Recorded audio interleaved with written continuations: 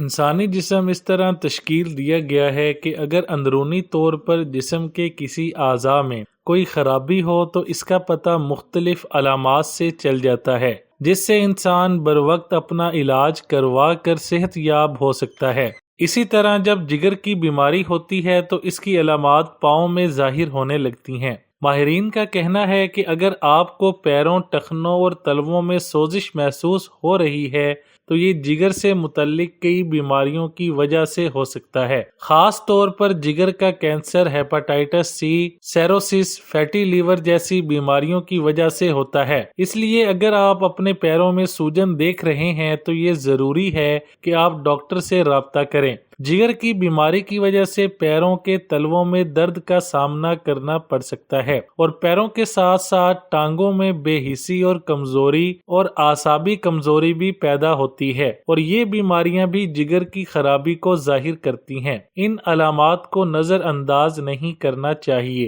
اور قابل طبیب سے اس کا معائنہ کروانا چاہیے۔ میٹھے سوڈے کا زیادہ استعمال جسم میں کاربن ڈائی آکسائیڈ گیس کی مقدار کو بڑھا دیتا ہے، براہ راست ہمارے پھیپھڑوں اور گردوں کو متاثر کرتا ہے۔ اس سے ہماری شریانوں میں ہوا کی زیادتی ہو جاتی ہے جو خون کی ترسیل کو متاثر کرتا ہے۔ سانس کے مسائل میں اضافہ ہونے لگتا ہے جس سے دم بھی گھٹ سکتا ہے۔ اس سے جسم میں تیزابیت بڑھ جاتی ہے جو بعد ازاں دل کے مسائل کی وجہ بنتی ہے۔ میٹھا سوڈا زیادہ استعمال کرنا اس لیے بھی نامناسب ہے کیونکہ اس سے پیشاب کی تیزابیت ختم ہو جاتی ہے جو گردے اور مثانے کی پتھری کا باعث بنتا ہے۔ اینیمیا میں مبتلا افراد اس کا استعمال تک کر دیں کیونکہ یہ خون کو پتلا کرنے کا باعث بنتا ہے۔ جلد پر زیادہ میٹھا سوڈا استعمال کرنے کی وجہ سے جلد کا پی ایچ لیول بگڑ جاتا ہے۔ ماہرین کے مطابق میٹھا سوڈا براہ راست جلد پر لگایا جائے تو یہ ہماری جلد کو داغدار بنا دیتا ہے اور ایکنی کی شکایت بڑھ جاتی ہے۔ مکڑی کاٹ لے تو کیا کیا جائے؟ مکڑا بظاہر ایک معمولی کیڑا تصور ہوتا ہے، لیکن اگر یہ کاٹ لے تو کافی تکلیف ہوتی ہے اور زہر کی وجہ سے جسم میں انفیکشن اور سوجن ہو جاتی ہے۔ آئیے آپ کو مکڑے کے کاٹنے کا آسان ترین علاج بتاتے ہیں۔ آپ کو چاہیے کہ متاثرہ حصے کو ہائیڈروجن پر آکسائڈ سے دھوئیں، لیکن ایسا کرنے سے قبل ڈنگ والی جگہ کو صابن سے دھو لیں۔ ہائیڈروجن پر آکسائڈ سے دھونے سے متاثرہ جگہ جراثیم سے پاک ہو جائے گی۔ جہاں مکڑی نے کاٹا ہو اس جگہ پر بند گوبھی کی ایک پرت اتار کر رکھ دیں، وہ خود بخود زہر کو جذب کر لے گی۔ پانی کے چند قطرے بیکنگ سوڈا میں ڈالیں اور ایک پیسٹ سا بنا کر متاثرہ حصہ پر لگائیں۔ یہ پیسٹ لگانے سے آپ کو درد کی شدت میں کمی محسوس ہوگی۔ اکثر صبح اٹھ کر آپ کی آنکھیں سوج جاتی ہیں۔ اس کے پیچھے کئی وجوہات ہو سکتی ہیں جیسے کہ انفیکشن، پانی کی کمی، ذہنی دباؤ وغیرہ۔ ایسے میں آنکھوں میں چند قطرے عرق گلاب کے ڈالنا سوجن میں کمی کا باعث بن سکتا ہے، یا پھر آپ روئی کے ٹکڑوں کو عرق گلاب میں بھگو کر بھی آنکھوں پر رکھ سکتے ہیں۔ خشک جلد والوں کی جلد پر عرق گلاب موئسچرائزر کا کام کرتا ہے اور ایلو ویرا کے ساتھ عرق گلاب کا استعمال چہرے کی نمی بحال کرتا ہے۔ دن بھر وقفے سے عرق گلاب اور ایلو ویرا کا اسپرے کرنے سے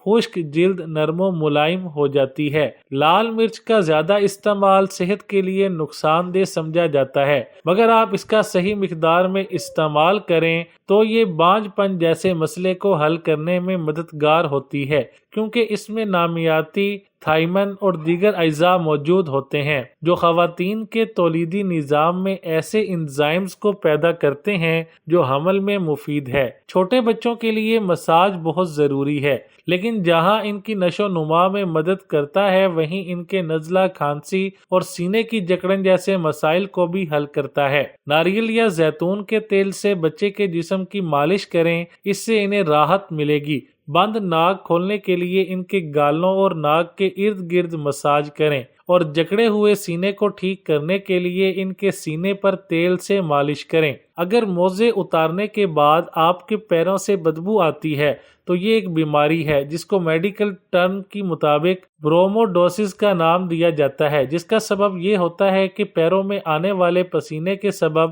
پیروں میں ایسے بیکٹیریا کی افزائش ہو جاتی ہے جو کہ بدبو پیدا کرنے کے باعث بنتے ہیں۔ اس کے علاوہ پسینہ آنا، ذہنی دباؤ، جوتوں کا ٹائٹ ہونا، ذیابیطس یا تھائرائیڈ غدود کی خرابی بھی پیروں میں بدبو کا باعث ہو سکتی ہے۔ پیروں کی بدبو دور کرنے کے آسان طریقے۔ پیروں کی بدبو دور کرنے اور شرمندگی سے بچنے کے لیے کچھ اقدامات مفید ثابت ہو سکتے ہیں جن کو کرنا آسان اور عام گھریلو اشیاء سے ہو سکتا ہے۔ پیروں کی صفائی ان کی بدبو دور کرنے میں اہم کردار ادا کر سکتی ہے، جس کے لیے ان کو اینٹی بیکٹیریل صابن سے دھونا، پیروں کو خشک رکھنا، روزانہ موزوں کو تبدیل کرنا، ناخنوں کو باقاعدگی سے تراشنا ضروری ہوتا ہے۔ اس کے علاوہ پیروں کی ایڑیوں وغیرہ کی مردہ کھال بھی بیکٹیریا کی افزائش کی ایک اہم جگہ ہوتی ہے، اس وجہ سے ان کو صاف کرنا بھی ضروری ہوتا ہے۔ اگر موزوں میں پسینہ آ جائے تو اس کی وجہ سے بیکٹیریا کے بننے کے امکانات بڑھ جاتے ہیں اور ان میں بو پیدا ہو جاتی ہے۔ اس وجہ سے جن افراد کے پیروں میں سے بدبو آتی ہے